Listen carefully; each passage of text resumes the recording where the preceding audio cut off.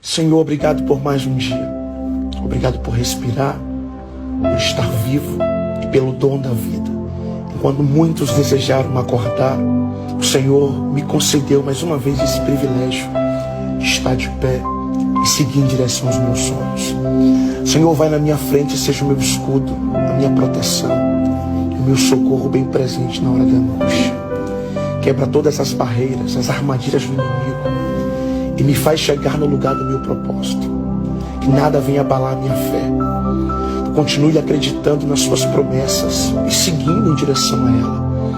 Abre a minha visão para que eu possa enxergar os lugares que eu preciso permanecer e os lugares que eu preciso sair. Senhor, não permita que eu insista em coisas que não são minhas, mas permita a minha insistência nas suas promessas, nos seus propósitos, em tudo aquilo que o Senhor escreveu para a minha vida. É o que eu te peço, em nome de Jesus.